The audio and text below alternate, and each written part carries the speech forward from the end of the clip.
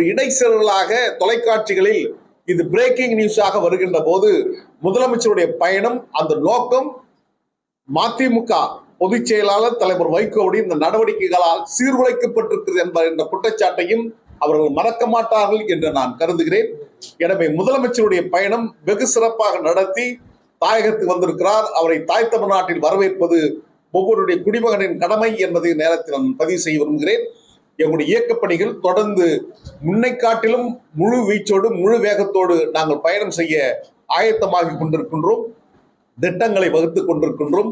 அது குறித்து விரிவாகவும் விளக்கமாகவும் வருகின்ற செப்டம்பர் 15 திங்கட்கிழமை உங்களிடம் தெரிவிப்போம் என்பதையும் இந்த நேரத்தில் பதிவு செய்ய விரும்புகிறேன். மறுமொழி திமுக அல்ல, மதிமுக மகன் திமுகவிலிருந்து நாங்கள் நீக்கப்பட்டது எனக்கு அதிர்ச்சியாகவோ ஆச்சரியமாகவோ இல்லை, மாறாக மகிழ்ச்சி அளிக்கிறது. எனவேதான் உங்களுக்கு நாங்கள் இனிப்பு கொடுத்திருக்கிறோம். தலைவர் வைகோ வழக்கமாக பொதுக்குழு நடக்கின்ற போது, மாவட்ட செயலாளர் நடக்கின்ற போது, மாவட்ட செயலாளர் நெல்லை மாவட்ட செயலாளர் நிஜாம் அவர்கள் மூலமாக திருநெல்வேலி இருட்டுக்கடை அல்வாவை கொண்டு வந்து கொடுப்பார். நாங்கள் இருட்டுக்கடை அல்வா கொடுப்பவர்கள் அல்ல, இனிப்பை லட்டை கொடுத்துதான் இந்த சந்திப்பை சந்தித்திருக்கிறோம்.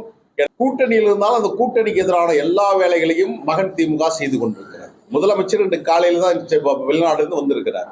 அந்த செய்தி ஊடகத்திலையும் பத்திரிகையிலும் இன்றைக்கு பரபரப்பாகி அவர் எதெல்லாம் சாதித்துட்டு வந்திருக்கிறார் என்று அது பெரிய அளவுல பேசப்பட்டிருக்கின்ற வேலையில் இப்போது பிரேக்கிங் நியூஸ்ன்ற மாதிரி அதை சீர்குலைப்பதற்காகத்தான் மகன் திமுக இதை செய்திருக்கிறது என்ற குற்றச்சாட்டை நான் பதிவு செய்ய சார். அப்ப பாஜக திமுக கூட்டணி இருந்து பாஜக கூட்டணிக்கு ஒரு கட்சி வரப்போகுதுன்னு சொல்றாங்க. ஒருவேளை அந்த கட்சி மதிமுகவா இருப்பான்னு நீங்க சந்தேகப்படுறீங்க?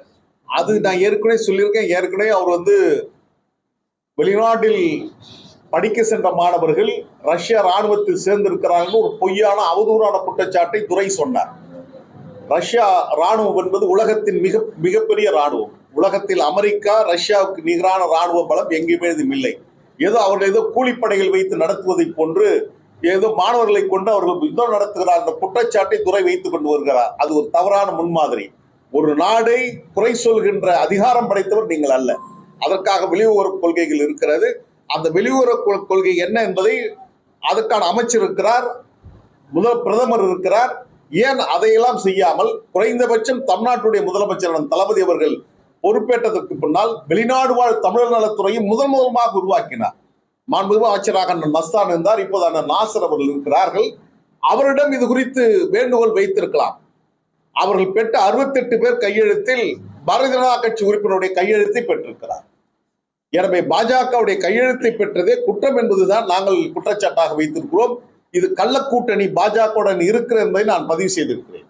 செய்திகளை உடனுக்குடன் தெரிந்து கொள்ள கீழ்கண்ட கேபிள் மற்றும் டிடிஎச் நெட்வொர்க்குகளில் எம்நாடு செய்தி தொலைக்காட்சியை காணுங்கள்.